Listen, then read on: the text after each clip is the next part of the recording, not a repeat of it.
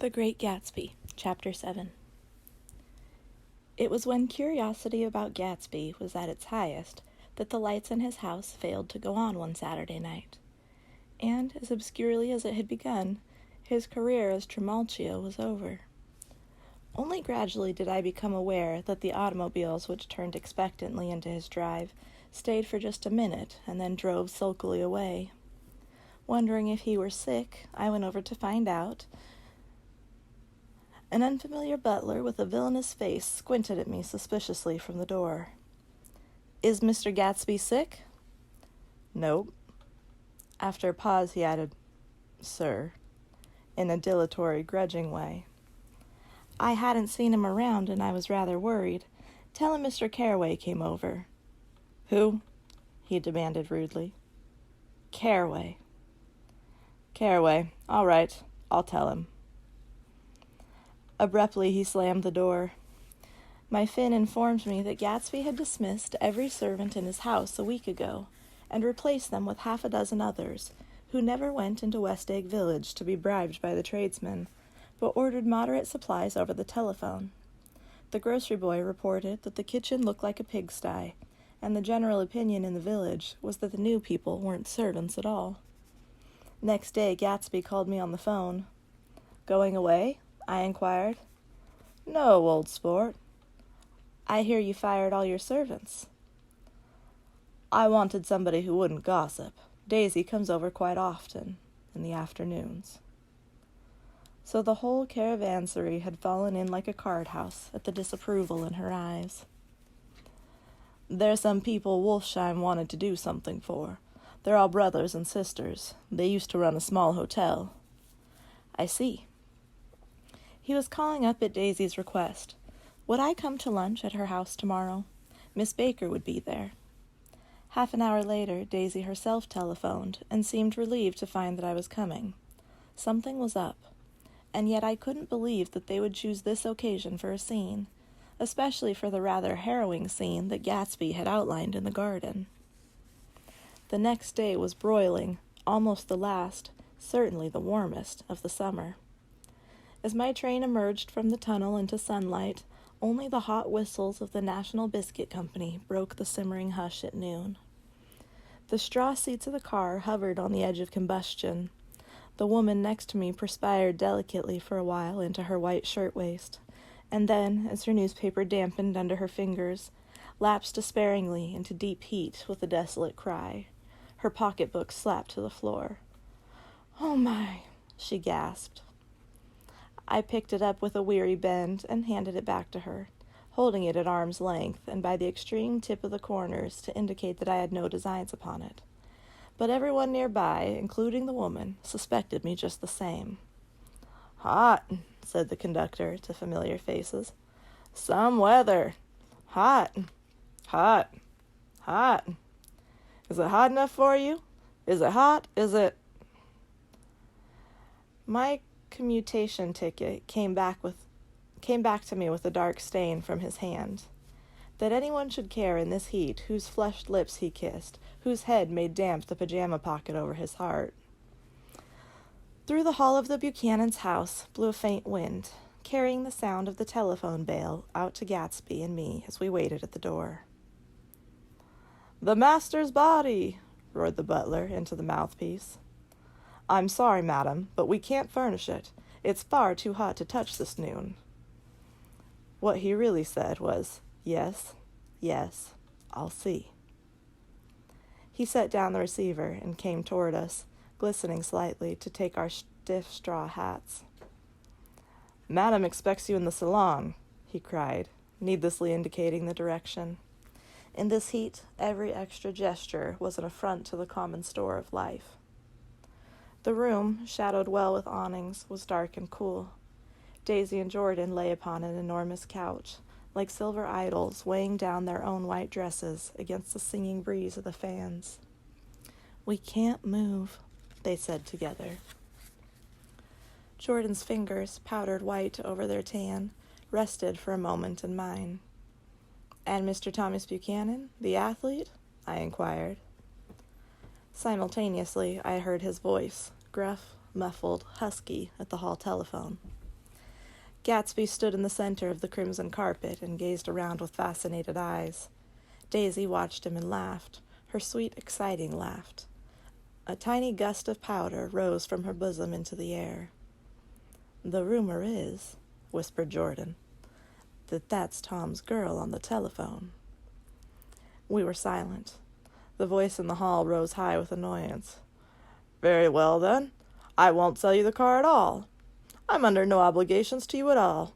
And as for your bothering me about it at lunchtime, I won't stand that at all." "Holding down the receiver," said Daisy cynically. "No, he's not," I assured her. "It's a bona fide deal. I happen to know about it." Tom flung open the door, blocked out its space for a moment with his thick body, and hurried into the room. "Mr. Gatsby." He put out his broad, flat hand with well-concealed dislike. "I'm glad to see you, sir. Nick?" "Make us a cold drink," cried Daisy. As he left the room again, she got up and went over to Gatsby and pulled his face down, kissing him on the mouth.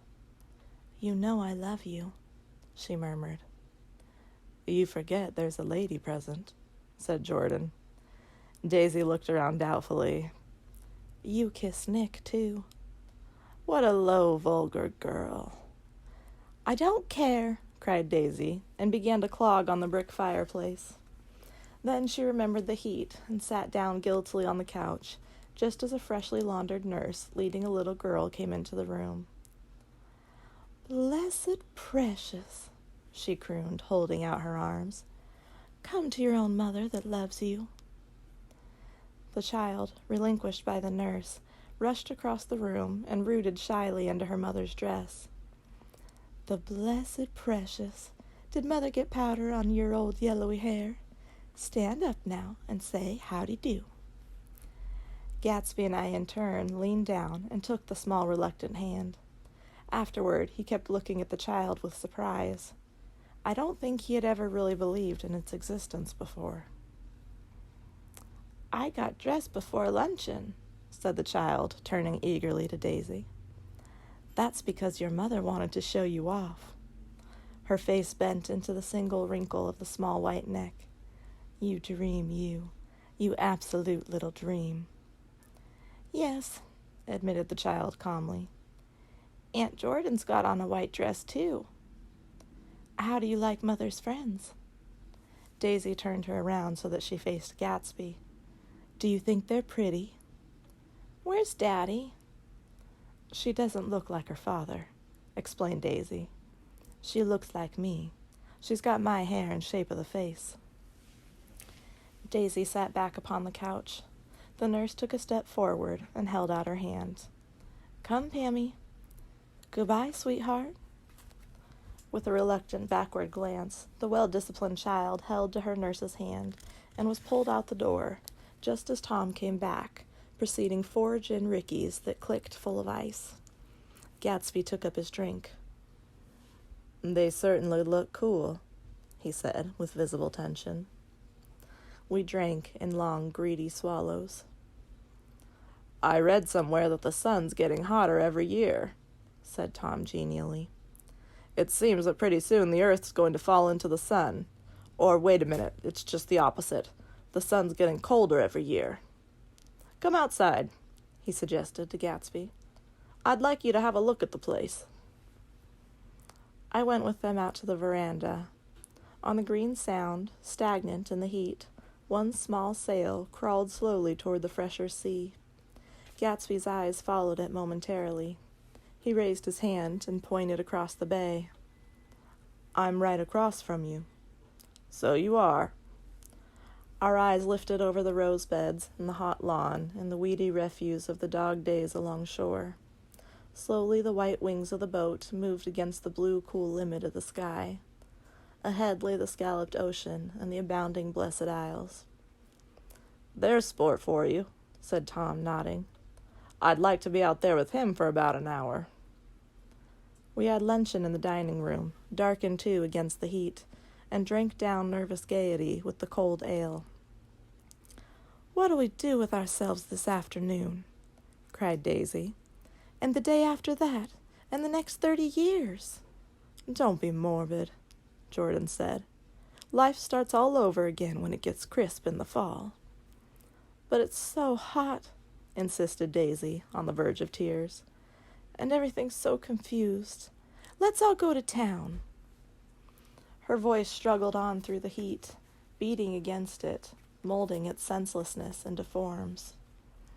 I've heard of making a garage out of a stable, Tom was saying to Gatsby, but I'm the first man who ever made a stable out of a garage. Who wants to go to town? Demanded Daisy insistently. Gatsby's eyes floated toward her. Ah, she cried. You look so cool. Their eyes met, and they stared together at each other, alone in space. With an effort, she glanced down at the table.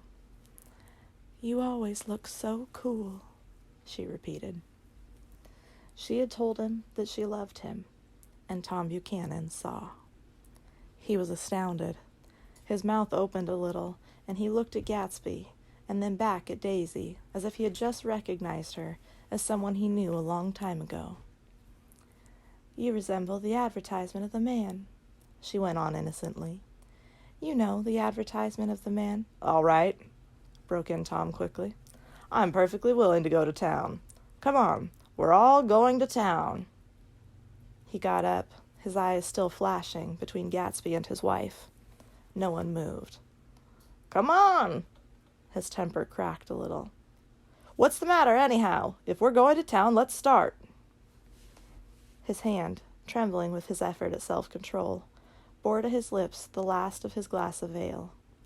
Daisy's voice got us to our feet and out onto the blazing gravel drive. Are we just going to go? She objected. Like this? Aren't we going to let anyone smoke a cigarette first? Everybody smoked all through lunch. Oh, let's have fun, she begged him. It's too hot to fuss. He didn't answer.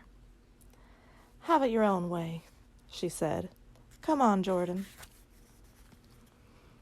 They went upstairs to get ready, while we three men stood there shuffling the hot pebbles with our feet. A silver curve of the moon hovered already in the western sky. Gatsby started to speak, changed his mind, but not before Tom wheeled and faced him expectantly. Have you got your stables here? Asked Gatsby with an effort. About a quarter of a mile down the road. Oh. A pause. I don't see the idea of going to town, broke out Tom savagely. Women get these notions in their heads. Shall we take anything to drink? Called Daisy from an upper window. I'll get some whiskey, answered Tom. He went inside. Gatsby turned to me rigidly. I can't say anything in this house, old sport. She's got an indiscreet voice, I remarked. It's full of... I hesitated. Her voice is full of money, he said suddenly. That was it. I'd never understood before. It was full of money. That was the inexhaustible charm that rose and fell in it, the jingle of it, the symbol song of it. High in a white palace, the king's daughter, the golden girl. Tom came out of the house, wrapping a quart bottle in a towel, followed by Daisy and Jordan, wearing small tight hats of metallic cloth and carrying light capes over their arms. Shall we all go in my car? Suggested Gatsby. He felt the hot green leather of the seat. I ought to have left it in the shade. Is it standard shift? Demanded Tom. Yes. Well, you take my coupe and let me drive your car to town. The suggestion was distasteful to Gatsby. I don't think there's much gas, he objected. Plenty of gas, said Tom boisterously. He looked at the gauge. And if it runs out, I can stop at a drugstore. You can buy anything at a drugstore nowadays. A pause followed this apparently pointless remark. Daisy looked at Tom, frowning, and an indefinable expression, at once definitely unfamiliar and vaguely recognizable, as if I had only heard it described in words, passed over Gatsby's face. Come on, Daisy, said Tom, pressing her with his hand towards Gatsby's car. I'll take you in this circus wagon. He opened the door, but she moved out from the circle of his arm. "You take Nick and Jordan. We'll follow you in the coupe." She walked close to Gatsby, touching his coat with her hand. Jordan and Tom and I got into the front seat of Gatsby's car. Tom pushed the unfamiliar gears tentatively, and we shot off into the oppressive heat, leaving them out of sight behind. "Did you see that?" demanded Tom. "See what?" He looked at me keenly, realizing that Jordan and I must have known all along. "You must think I'm pretty dumb, don't you?" he suggested. "Perhaps I am, but I have almost a second sight sometimes that tells me what to do. Maybe you don't believe that, but science—" He paused. The immediate contingency overtook him, pulled him back from the edge of the theoretical abyss. "I've made a small investigation of this fellow," he continued. "I could have gone deeper if I'd known." "Do you mean you've been to a medium?" inquired Jordan humorously. "What?" Confused, he stared at us as we laughed. "A medium?" "About Gatsby." "About Gatsby? No, I haven't. I said I'd been making a small investigation of his past." "And you found he was an Oxford man," said Jordan helpfully. "An Oxford man?" He was incredulous. "Like hell he is. He wears a pink suit." "Nevertheless, he's an Oxford man." "Oxford, New Mexico," snorted Tom contemptuously. "Or something like that." "Listen, Tom, if you're such a snob, why did you invite him to lunch?" demanded Jordan crossly.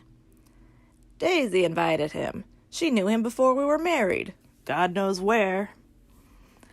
We were all irritable now with the fading ale, and aware of it, we drove for a while in silence. Then, as Dr. T.J. Eckelberg's faded eyes came into sight down the road, I remembered Gatsby's caution about gasoline. "We've got enough to get us to town," said Tom. "But there's a garage right here," objected Jordan.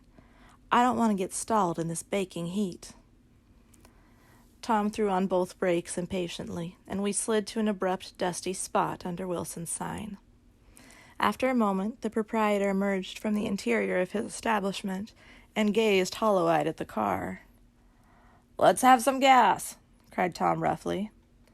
"What do you think we stopped for? To admire the view?" "I'm sick," said Wilson without moving. "Been sick all day." "What's the matter?" "I'm all run down." "Well, shall I help myself?" Tom demanded. "You sounded well enough on the phone." With an effort, Wilson left the shade and support of the doorway, and breathing hard, unscrewed the cap of the tank. In the sunlight, his face was green. "I didn't mean to interrupt your lunch," he said, "but I need money pretty bad, and I was wondering what you were going to do with your old car." "How do you like this one?" inquired Tom. "I bought it last week." "It's a nice yellow one," said Wilson as he strained at the handle. "Like to buy it?" "Big chance." Wilson smiled faintly. "No, but I could make some money on the other." "What do you want money for, all of a sudden?" "I've been here too long. I want to get away. My wife and I want to go west." "Your wife does?" exclaimed Tom, startled. "She's been talking about it for 10 years. He rested for a moment against the pump, shading his eyes. "And now she's going whether she wants to or not. I'm going to get her away." The coupe flashed by us with a flurry of dust and the flash of a waving hand. "What do I owe you?" demanded Tom harshly. "I just got wised up to something funny the last 2 days," remarked Wilson. "That's why I want to get away. That's why I've been bothering you about the car." "What do I owe you?" $1.20. The relentless beating heat was beginning to confuse me, and I had a bad moment there before I realized that so far his suspicions hadn't alighted on Tom. He had discovered that Myrtle had some sort of life apart from him in another world, and the shock had made him physically sick. I stared at him and then at Tom, who had made a parallel discovery less than an hour before. And it occurred to me that there was no difference between men, in intelligence or race, so profound as the difference between the sick and the well. Wilson was so sick that he looked guilty, unforgivably guilty, as if he just got some poor girl with child. "I'll let you have that car," said Tom. "I'll send it over tomorrow afternoon." That locality was always vaguely disquieting, even in the broad glare of afternoon, and now I turned my head as though I had been warned of something behind. Over the ash heaps, the giant eyes of Dr. T.J. Eckelberg kept their vigil, but I perceived, after a moment, that the other eyes were regarding us less than 20 feet away. In one of the windows over the garage, the curtains had been moved aside a little, and Myrtle Wilson was peering down at the car. So engrossed was she that she had no consciousness of being observed, and one emotion after another crept into her face like objects into a slowly developing picture. Her expression was curiously familiar. It was an expression I had often seen on women's faces, but on Myrtle Wilson's face it seemed purposeless and inexplicable, until I realized that her eyes, wide with jealous terror, were fixed not on Tom, but on Jordan Baker, whom she took to be his wife. There's no confusion like the confusion of a simple mind, and as we drove away, Tom was feeling the hot whips of panic. His wife and his mistress, until an hour ago secure and inviolate, were slipping precipitately from his control. Instinct made him step on the accelerator with the double purpose of overtaking Daisy and leaving Wilson behind, and we sped along toward Astoria at 50 miles an hour, until, among the spidery girders of the elevated, we came in sight of the easy-going blue coupe. "Those big movies around 50th Street are cool," suggested Jordan. "I love New York on summer afternoons when everyone's away. There's something very sensuous about it, overripe as if all sorts of funny fruits were going to fall into your hands." The word sensuous had the effect of further disquieting Tom, but before he could invent a protest, the coupe came to a stop, and Daisy signaled us to draw up alongside. "Where are we going?" she cried. "How about the movies?" "It's so hot," she complained. "You go. We'll ride around and meet you after." With an effort, her wit rose faintly. "We'll meet you on some corner. I'll be the man smoking 2 cigarettes. "We can't argue about it here," Tom said impatiently, as a truck gave out a cursing whistle behind us. "You follow me to the south side of Central Park, in front of the plaza." Several times he turned his head and looked back for their car, and if the traffic delayed them, he slowed up until they came into sight. I think he was afraid they would dart down a side street and out of his life forever. But they didn't, and we all took the less explicable step of engaging the parlor of a suite in the Plaza Hotel. The prolonged and tumultuous argument that ended by herding us into that room eludes me, though I have a sharp physical memory that, in the course of it, my underwear kept climbing like a damp snake around my legs, and intermittent beads of sweat raced cool across my back. The notion originated with Daisy's suggestion that we hire 5 bathrooms and take cold baths, and then assumed more tangible form as a place to have a mint julep. Each of us said over and over that it was a crazy idea. We all talked at once to a baffled clerk, and thought, or pretended to think, that we were being very funny. The room was large and stifling, and though it was already 4 o'clock, opening the windows admitted only a gust of hot shrubbery from the park. Daisy went to the mirror and stood with her back to us, fixing her hair. "It's a swell suite," whispered Jordan respectfully, and everyone laughed. "Open another window," commanded Daisy without turning around. "There aren't any more." "Well, we'd better telephone for an axe." "The thing to do is to forget about the heat," said Tom impatiently. "You make it 10 times worse by crabbing about it." He unrolled the bottle of whiskey from the towel and put it on the table. "Why not let her alone, old sport?" remarked Gatsby. You're the one that wanted to come to town." There was a moment of silence. The telephone book slipped from its nail and splashed to the floor, whereupon Jordan whispered, "Excuse me." But this time no one laughed. "I'll pick it up," I offered. "I've got it." Gatsby examined the parted string, muttered, in an interested way, and tossed the book on a chair. "That's a great expression of yours, isn't it?" said Tom sharply. "What is?" "All this old sport business. Where'd you pick that up?" "Now see here, Tom," said Daisy, turning around from the mirror. "If you're going to make personal remarks, I won't stay here a minute. Call up and order some ice for the mint julep." As Tom took up the receiver, the compressed heat exploded into sound, and we were listening to the portentous chords of Mendelssohn's Wedding March from the ballroom below. "Imagine marrying anybody in this heat," cried Jordan dismally. "Still, I was married in the middle of June," Daisy remembered. "Louisville in June. Somebody fainted. Who was it fainted, Tom?" "Biloxi," he answered shortly. "A man named Biloxi. Blocks Biloxi. And he made boxes, that's a fact. And he was from Biloxi, Mississippi." "They carried him into my house," appended Jordan, "because we lived just 2 doors down from the church. And he stayed there 3 weeks, until Daddy told him he had to get out. The day after he left, Daddy died." After a moment she added, as if she might have sounded irreverent, "There wasn't any connection." "I used to know a Bill Biloxi from Memphis," I remarked. "That was his cousin. I knew his whole family history before he left. He gave me an aluminum putter that I use today."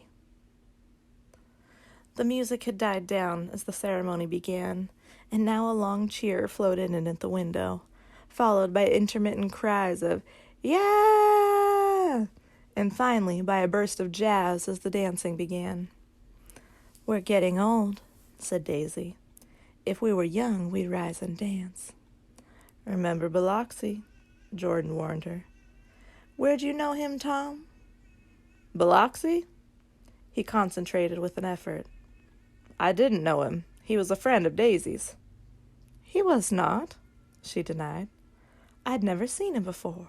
He came down in the private car." "Well, he said he knew you. He said he was raised in Louisville. Asa Bird brought him around at the last minute and asked if we had room for him."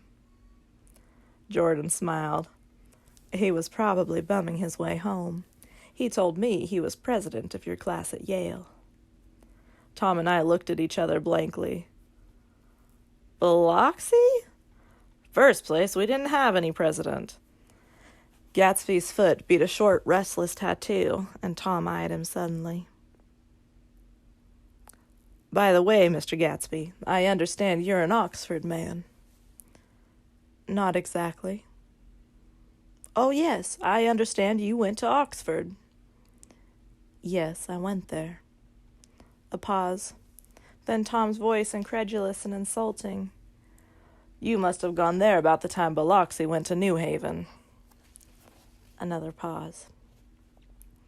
A waiter knocked and came in with crushed mint and ice, but the silence was unbroken by his thank you and the soft closing of the door. This tremendous detail was to be cleared up at last. "I told you I went there," said Gatsby. "I heard you, but I'd like to know when." "It was in 1919.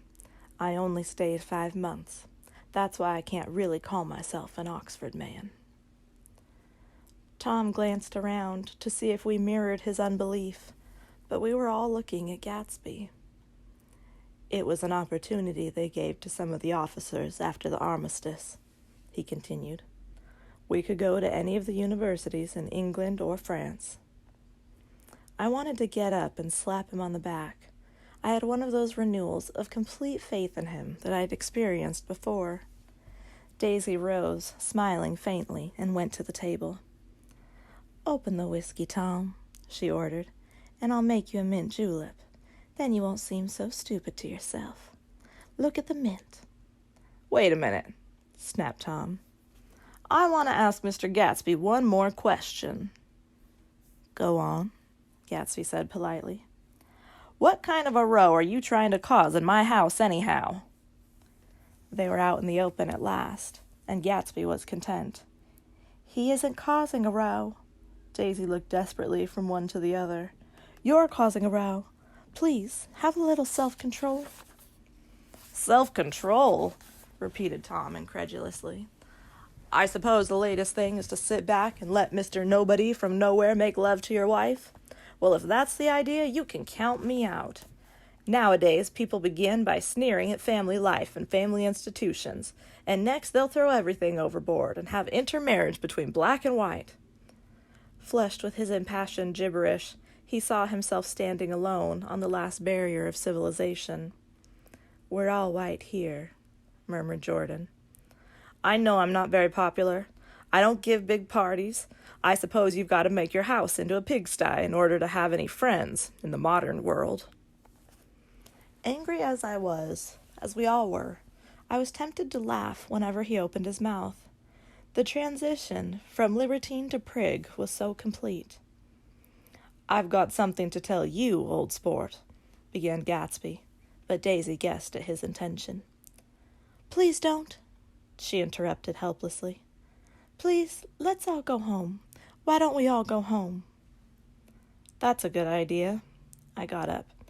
"Come on, Tom. Nobody wants a drink. I want to know what Mr. Gatsby has to tell me." "Your wife doesn't love you," said Gatsby. "She's never loved you. She loves me." "You must be crazy," exclaimed Tom automatically. Gatsby sprang to his feet, vivid with excitement. "She never loved you, do you hear?" he cried. "She only married you because I was poor, and she was tired of waiting for me. It was a terrible mistake, but in her heart she never loved anyone except me." At this point, Jordan and I tried to go, but Tom and Gatsby insisted with competitive firmness that we remain, as though neither of them had anything to conceal, and it would be a privilege to partake vicariously of their emotions. "Sit down, Daisy." Tom's voice groped unsuccessfully for the paternal note. "What's been going on? I want to hear all about it." "I told you what's been going on," said Gatsby. "Going on for 5 years, and you didn't know." Tom turned to Daisy sharply. "You've been seeing this fellow for 5 years?" "Not seeing," said Gatsby. "No, we couldn't meet, but both of us loved each other all that time, old sport, and you didn't know." "Oh, that's all." Tom tapped his thick fingers together like a clergyman and leaned back in his chair. "You're crazy," he exploded. "I can't speak about what happened 5 years ago because I didn't know Daisy then, and I'll be damned if I see how you got within a mile of her unless you brought the groceries to the back door. But all the rest of that's a goddamned lie. Daisy loved me when she married me, and she loves me now." "No," said Gatsby, shaking his head. "She does, though. The trouble is that sometimes she gets foolish ideas in her head and doesn't know what she's doing." He nodded sagely. "And what's more, I love Daisy, too. Once in a while I go off on a spree and make a fool of myself, but I always come back, and in my heart I love her all the time." "You're revolting," said Daisy. She turned to me, and her voice, dropping an octave lower, filled the room with thrilling scorn. "Do you know why we left Chicago? I'm surprised that they didn't treat you to the story of that little spree." Gatsby walked over and stood beside her. "Daisy, that's all over now," he said earnestly. "It doesn't matter anymore. Just tell him the truth, that you never loved him, and it's all wiped out forever." She looked at him blindly. "Why, how could I love him, possibly?" "You never loved him." She hesitated. Her eyes fell on Jordan and me with a sort of appeal, as though she realized at last what she was doing, and as though she had never, all along, intended doing anything at all. But it was done now. It was too late. "I never loved him," she said, with perceptible reluctance. Not at Capiolani? Demanded Tom suddenly. No.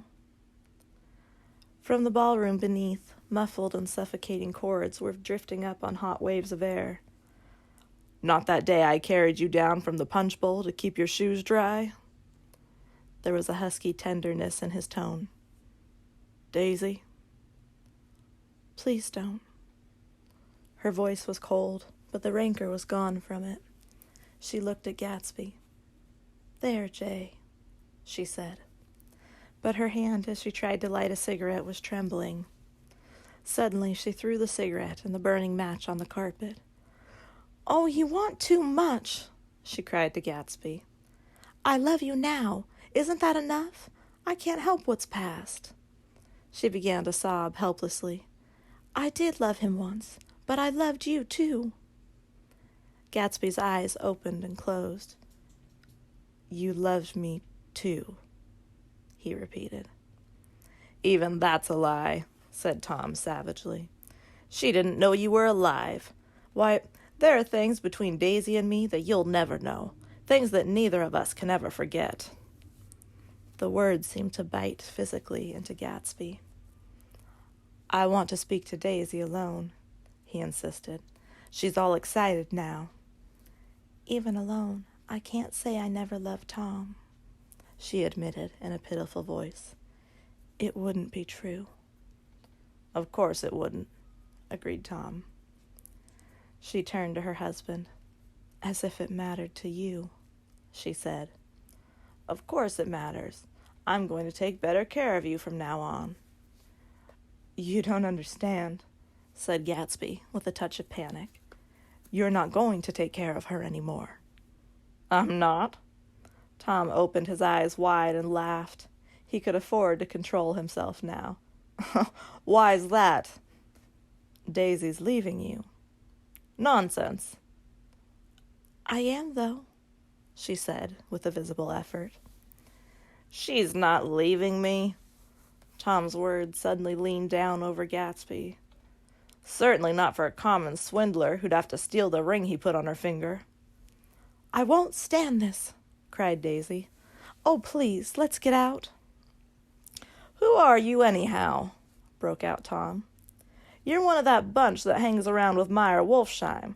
That much I happen to know. I've made a little investigation into your affairs, and I'll carry it further tomorrow. You can suit yourself about that, old sport, said Gatsby steadily. I found out what your drug stores were. He turned to us and spoke rapidly. He and this Wolfsheim bought up a lot of side street drug stores here and in Chicago, sold grain alcohol over the counter. That's one of his little stunts. I picked him for a bootlegger the first time I saw him, and I wasn't far wrong. What about it? Said Gatsby politely. I guess your friend Walter Chase wasn't too proud to come in on it. And you left him in the lurch, didn't you? You let him go to jail for a month over in New Jersey. God, you ought to hear Walter on the subject of you. He came to us dead broke. He was very glad to pick up some money, old sport. Don't you call me old sport, cried Tom. Gatsby said nothing. Walter could have you up on the betting laws, too, but Wolfsheim scared him into shutting his mouth. That unfamiliar yet recognizable look was back again in Gatsby's face. That drugstore business was just small change, continued Tom slowly. But you've got something on now that Walter's afraid to tell me about. I glanced at Daisy, who was staring terrified between Gatsby and her husband, and at Jordan, who had begun to balance an invisible but absorbing object on the tip of her chin. Then I turned back to Gatsby, and was startled at his expression. He looked, and this is said in all contempt for the babbled slander of his garden, as if he had killed a man. For a moment, the set of his face could be described in just that fantastic way. It passed, and he began to talk excitedly to Daisy, denying everything, defending his name against accusations that had not been made. But with every word she was drawing further and further into herself, so he gave that up, and only the dead dream fought on as the afternoon slipped away, trying to touch what was no longer tangible, struggling unhappily, undespairingly toward that lost voice across the room. The voice begged, again, to go. "Please, Tom, I can't stand this any more." Her frightened eyes told that whatever intentions, whatever courage she had had, were definitely gone. "You two start on home, Daisy," said Tom, "in Mr. Gatsby's car." She looked at Tom, alarmed now, but he insisted with magnanimous scorn. "Go on. He won't annoy you. I think he realizes that his presumptuous little flirtation is over." They were gone, without a word, snapped out, made accidental, isolated, like ghosts, even from our pity. After a moment, Tom got up and began wrapping the unopened bottle of whiskey in the towel. "Want any of this stuff? Jordan? Nick?" I didn't answer. "Nick?" he asked again. "What? Want any?" "No. I just remembered that today's my birthday." I was 30. Before me stretched the portentous, menacing road of a new decade. It was 7 o'clock when we got into the coupe with him and started for Long Island. Tom talked incessantly, exulting and laughing, but his voice was as remote from Jordan and me as the foreign clamor on the sidewalk or the tumult of the elevated overhead. Human sympathy has its limits, and we were content to let all their tragic arguments fade with the city lights behind. 30, the promise of a decade of loneliness, a thinning list of single men to know, a thinning briefcase of enthusiasm, thinning hair. But there was Jordan beside me, who, unlike Daisy, was too wise ever to carry well-forgotten dreams from age to age. As we passed over the dark bridge, her wan face fell lazily against my coat's shoulder, and the formidable stroke of 30 died away with the reassuring pressure of her hand. So we drove on toward death through the cooling twilight. The young Greek, Michaelis, who ran the coffee joint beside the ash heaps, was the principal witness at the inquest. He had slept through the heat until after 5, when he strolled over to the garage and found George Wilson sick in his office. Really sick, pale as his own pale hair and shaking all over. Michaelis advised him to go to bed, but Wilson refused, saying that he'd miss a lot of business if he did. While his neighbor was trying to persuade him, a violent racket broke out overhead. "I've got my wife locked up in there," explained Wilson calmly.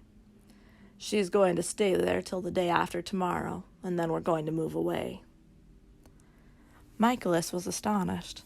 They had been neighbors for 4 years, and Wilson had never seemed faintly capable of such a statement. Generally, he was one of those worn-out men. When he wasn't working, he sat on a chair in the doorway and stared at the people in the cars that passed along the road. When anyone spoke to him, he invariably laughed in an agreeable, colorless way. He was his wife's man, and not his own.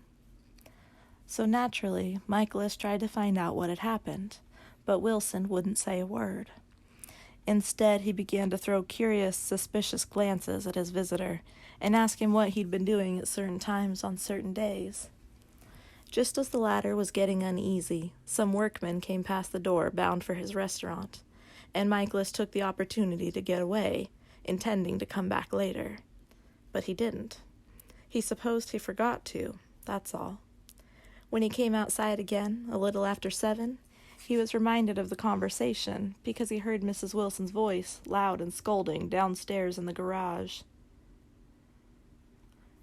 "Beat me?" he heard her cry. "Throw me down and beat me, you dirty little coward!" A moment later, she rushed out into the dusk, waving her hands and shouting. Before he could move from his door, the business was over. The death car, as the newspapers called it, didn't stop. It came out of the gathering darkness, wavered tragically for a moment, and then disappeared around the next bend. Michaelis wasn't even sure of its color.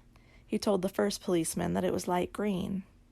The other car, the one going toward New York, came to rest 100 yards beyond, and its driver hurried back to where Myrtle Wilson, her life violently extinguished, knelt in the road and mingled her thick dark blood with the dust. Michaelis and this man reached her first, but when they had torn open her shirtwaist, still damp with perspiration, they saw that her left breast was swinging loose like a flap, and there was no need to listen for the heart beneath. The mouth was wide open and ripped at the corners, as though she had choked a little in giving up the tremendous vitality she had stored so long. We saw the 3 or 4 automobiles and the crowd when we were still some distance away. "Wreck," said Tom. "That's good. Wilson'll have a little business at last." He slowed down, but still without any intention of stopping, until, as we came nearer, the hushed, intent faces of the people at the garage door made him automatically put on the brakes. "We'll take a look," he said doubtfully. "Just a look." I became aware now of a hollow wailing sound which issued incessantly from the garage, a sound which, as we got out of the coupe and walked toward the door, resolved itself into the words, "Oh my God," uttered over and over in a gasping moan. "There's some bad trouble here," said Tom excitedly. He reached up on tiptoes and peered over a circle of heads into the garage, which was lit only by a yellow light in a swinging wire basket overhead. Then he made a harsh sound in his throat, and with a violent thrusting movement of his powerful arms, pushed his way through. The circle closed up again with a running murmur of expostulation. It was a minute before I could see anything at all. Then new arrivals deranged the line, and Jordan and I were pushed suddenly inside. Myrtle Wilson's body, wrapped in a blanket, and then in another blanket, as though she suffered from a chill in the hot night, lay on a work table by the wall, and Tom, with his back to us, was bending over it, motionless. Next to him stood a motorcycle policeman taking down names with much sweat and correction in a little book. At first I couldn't find the source of the high groaning words that echoed clamorously through the bare garage.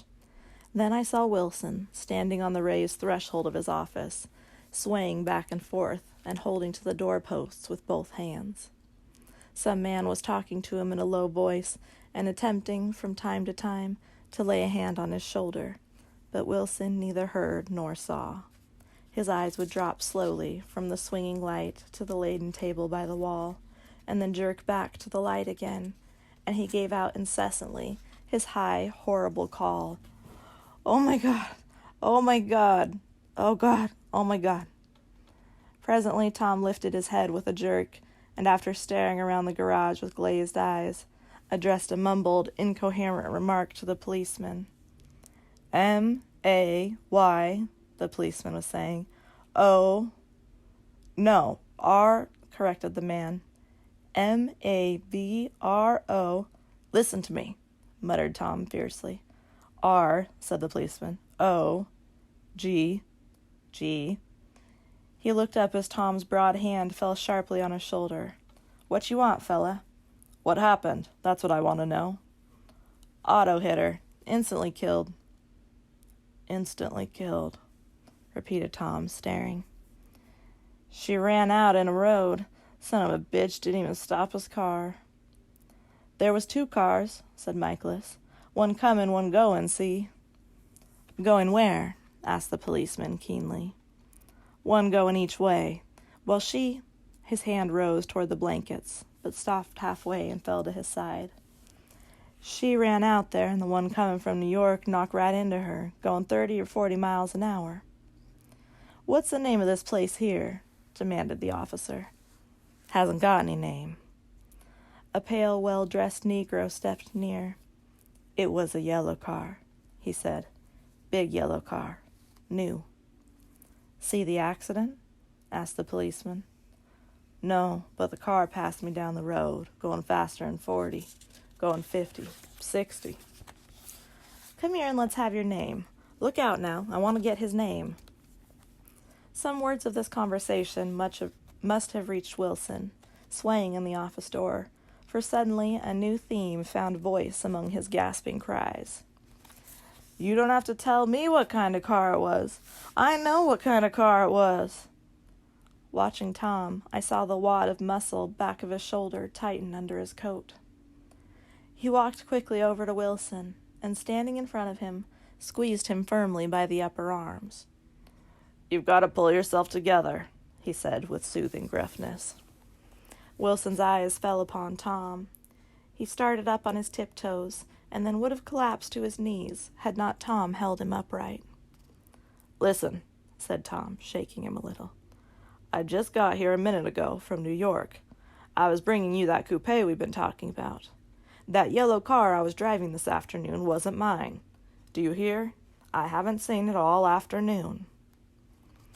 Only the Negro and I were near enough to hear what he said, but the policeman caught something in the tone and looked over with truculent eyes.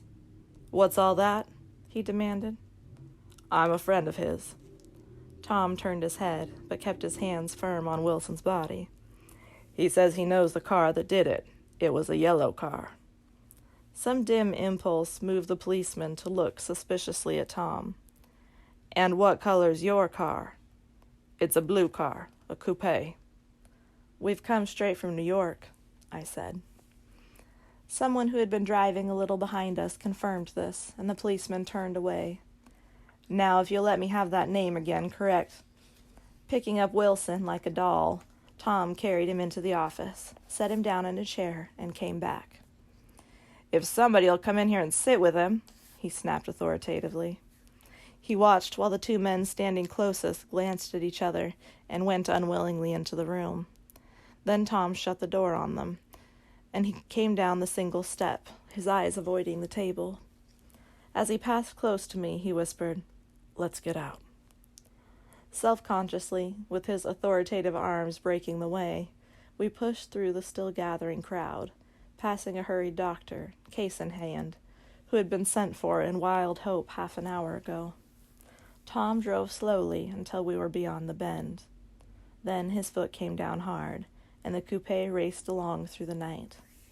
In a little while, I heard a low, husky sob, and saw that the tears were overflowing down his face. "The goddamn coward," he whimpered.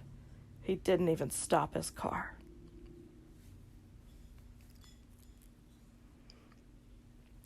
The Buchanan's house floated suddenly toward us through the dark, rustling trees.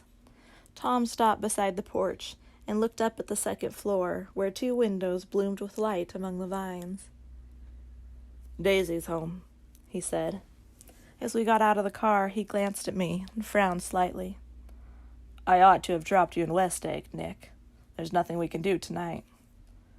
A change had come over him, and he spoke gravely and with decision. As we walked across the moonlit gravel to the porch, he disposed of the situation in a few brisk phrases. "I'll telephone for a taxi to take you home. And while you're waiting, you and Jordan better go in the kitchen and have them get you some supper, if you want any." He opened the door. "Come in." "No, thanks, but I'd be glad if you'd order me the taxi. I'll wait outside."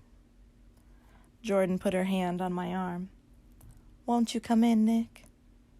"No, thanks." I was feeling a little sick, and I wanted to be alone, but Jordan lingered for a moment more. "It's only 9:30, she said.